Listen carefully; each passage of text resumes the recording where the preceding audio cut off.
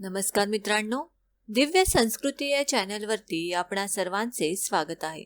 मित्रांनो, आषाढी एकादशी म्हटलं की डोळ्यासमोर उभी राहते पंढरपुरात दाखल झालेल्या भक्तांची मांदियाळी, चंद्रभागेचा काठ, प्रदर्शिना मार्ग आणि दर्शनबारीत भाबड्या भक्तांची आस.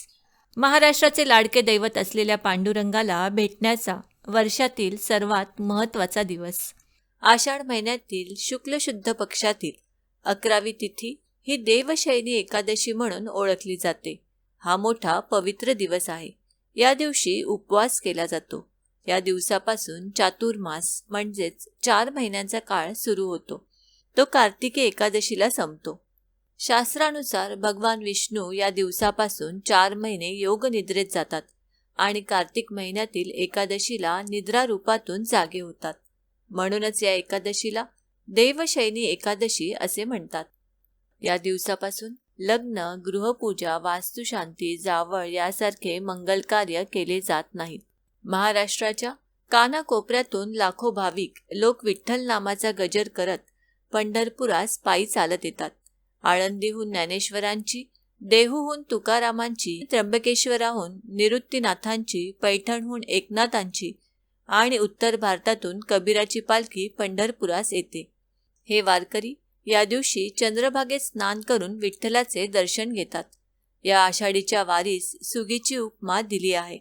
ज्याप्रमाणे शेतकरी सुगीस धान्य भरतो आणि वर्षभर वापरतो, त्याचप्रमाणे आषाढी वारीच्या दिवशी पंढरीच्या प्रेमनगरीत वारकरी प्रेमाची साठवण करतो आणि तेच वर्षभर व्यवहारात वापरतो. लाखो भक्त आषाढी वारीची आतुरतेने वाट पाहत असतात.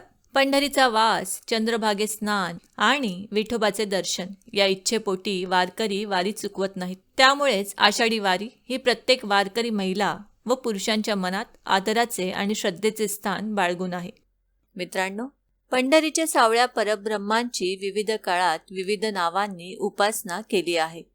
पंढरीनाथ, पांडुरंग, पंढरीराया, विठाई, विठोबा, विठुमाऊली, विठ्ठल, गुरुराव, पांडुरंग, हरी इत्यादी नावे भक्तांनी दिलेली आढळतात.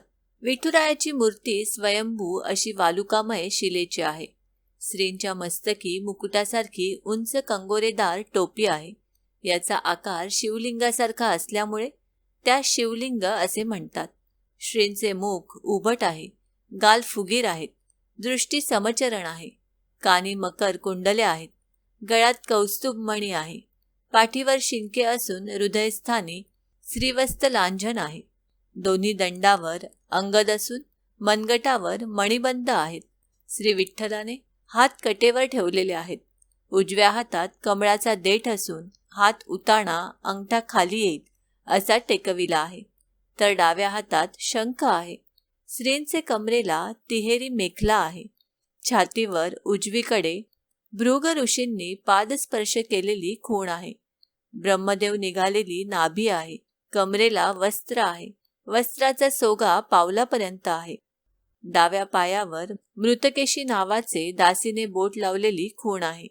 अशी दगडी विटेवर उभी असलेली मूर्ती आहे.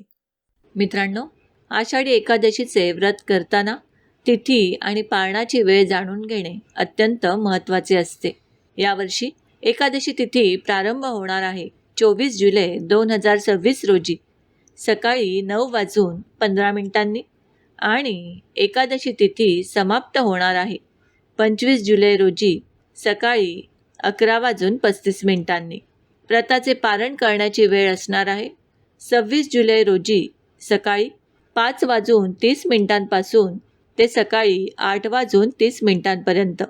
आषाढी एकादशीचा उपवास दुसऱ्या दिवशी सोडायचा असतो. या शुभयोगातच उपवास सोडल्याने व्रताचे पुण्यफळ प्राप्त होते. आषाढी एकादशीच्या व्रतामध्ये सर्व देवतांचे तेज एकटवलेले असते.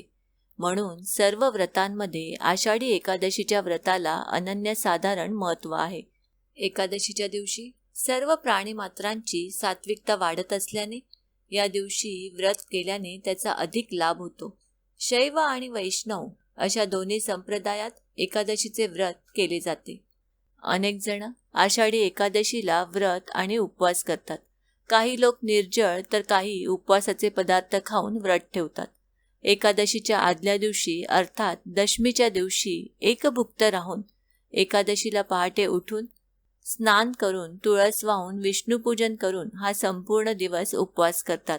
रात्री हरिभजन करत जागरण करतात. विठ्ठल नामाचा जयघोष करत संपूर्ण दिवस देवाच्या नामस्मरणात घालवतात. आषाढ शुद्ध द्वादशीला वामनाची पूजा करून पाळणे सोडतात. या दोन्ही दिवशी विष्णू देवाची पूजा करून अहोरात्र तुपाचा दिवा लावला जातो. या एकादशीला विशेष महत्त्व आहे. या विधीचे पूजन व पालन केल्याने भक्तांकडून जाणून बुजून किंवा नकळत केलेल्या पापांपासून मुक्ती मिळते.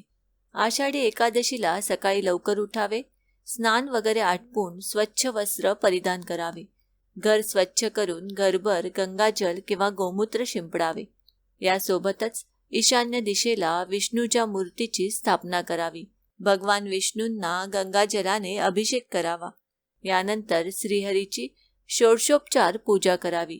त्यांना पिवळे वस्त्र घालावे, तिलक लावावे, पिवळी फुले अर्पण करावीत, केळी, तुळशी आणि पंचामृत अर्पण करावे. एकादशी व्रताची कथा वाचावी किंवा ऐकावी आणि पूजेनंतर आरती करावी. यानंतर त्यांना नैवेद्य अर्पण करावा. भगवान विष्णूंना नैवेद्य अर्पण करताना लक्षात ठेवा की नैवेद्यामध्ये फक्त सात्विक गोष्टींचा समावेश करावा. यासोबतच तुळशीची पाने नैवेद्यात ठेवावी. तुळशीशिवाय भगवान विष्णू नैवेद्य स्वीकारत नाहीत. या दिवशी भगवान विष्णूंसोबत देवी लक्ष्मीची पूजा करावी. एकादशीच्या दिवशी भगवान विष्णूंचे जास्तीत जास्त ध्यान करावे. देवशयनी एकादशीच्या दिवशी मंत्रोच्चार करताना भगवान श्रीहरींना झोपवले जाते. या दिवशी भगवान विष्णू 4 महिने योगनिद्रा घेतात. सुप्ते त्वयि जगन्नाथ जगत सुप्तम भवेदिदम विबुद्धे त्वयि बुद्धेत जगत सर्व चराचरम. मंत्र पुन्हा एकदा ऐका. सुप्ते त्वयि जगन्नाथ जगत सुप्तम भवेदिदम विबुद्धे त्वयि बुद्धेत जगत सर्व चराचरम. या मंत्राचा जप करत देवाला विधिवत झोपवावे. मित्रांनो, या दिवशी प्रभू विष्णूंना केशर कालवलेल्या दुधाने अभिषेक करावे. याने प्रत्येक मनोकामना पूर्ण होते. या दिवशी भगवान विष्णूंना पिवळे वस्त्र, पिवळे फळ आणि पिवळे धान्य अर्पित करून या वस्तू गरजू लोकांना वाटाव्या. याने देवाची कृपा होते. एकादशीच्या दिवशी संध्याकाळी तुळशीसमोर गाईच्या तुपाचा दिवा लावावा आणि ओम वासुदेवाय नमः या मंत्राचा उच्चार करत 11 प्रदक्षिणा घालाव्या. असे केल्याने घरामध्ये सुखशांती राहते आणि संकटे टळतात. तसेच कर्जापासून मुक्तीसाठी या दिवशी पिंपळाच्या झाडाला पाणी घालावे आणि संध्याकाळी झाडाखाली दिवा लावावा. पिंपळाच्या झाडात प्रभू विष्णूंचा वास असतो असे मानले जाते. मित्रांनो, आपल्या शास्त्रामध्ये देवशयनी एकादशीच्या दिवशी काही गोष्टी निषिद्ध आणि वर्ज्य पाळण्याचे निर्देश दिले आहेत, जेणेकरून साधक देवशयनी एकादशीच्या काळात संयमित आयुष्य जगू शकेल. या दिवशी तांदळाचे किंवा धान्याचे सेवन करू नये. आजारी, वयस्कर मुलांना उपवास करणे शक्य नसले तरी भात शिजवू नये. तसेच आषाढी एकादशीला चुकूनही कोणत्याही प्रकारचे तामसिक अन्न खाऊ नका. यामध्ये कांदा, लसूण, मसालेदार अन्न, दारू आणि सिगरेटपासून दूर राहावे. विशेषतः उपवासाच्या दिवशी कोणत्याही प्रकारचे व्यसनसुद्धा करू नये. हिंदू धर्मग्रंथांचा असा विश्वास आहे की तामसिक पदार्थ आपली एकाग्रता बिघडवतात आणि आपले मन एकाग्र नसल्यामुळे आपण एकचित्ताने भगवंतांचे नाम घेऊ शकत नाही. या दिवशी कोणावरही रागावू नका. शांत, संयमी वर्तन ठेवा. या दिवसाचे पालन केल्यानेच या उपासनेचे पूर्ण फळ मिळेल. तसेच या दिवशी पलंगावर किंवा गादीवर झोपू नये. जमिनीवर एखादे वस्त्र टाकून त्यावर झोपावे. त्याचप्रमाणे या दिवशी तांदळाचे सेवन करू नका. केवळ तांदळापासून बनवलेल्या वस्तूंचा वापर देखील करू नका. आषाढी एकादशीच्या दिवशी घरामध्ये कोणत्याही अपशब्दाचा वापर करू नये.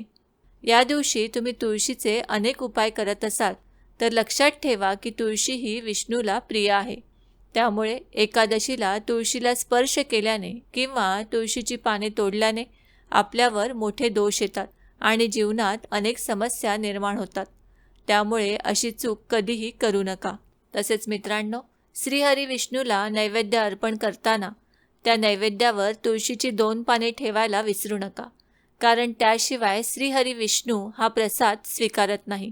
एकादशीच्या आदल्या दिवशीच तुळशीची ही पाने तोडून ठेवावीत. मित्रांनो, आषाढी एकादशीच्या या नियमांचे पालन केल्यास तुम्ही परमेश्वराच्या चरणी लीन व्हाल आणि भगवंतांच्या कृपेने या जगात तुम्हाला अशक्य असे काहीही राहणार नाही. मित्रांनो, आम्ही अपेक्षा करतो की आम्ही सांगितलेल्या माहितीचा तुम्हाला सर्वतोपरी लाभ होईल.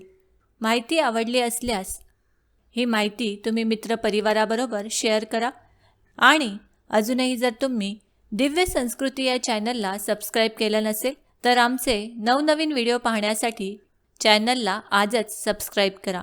धन्यवाद.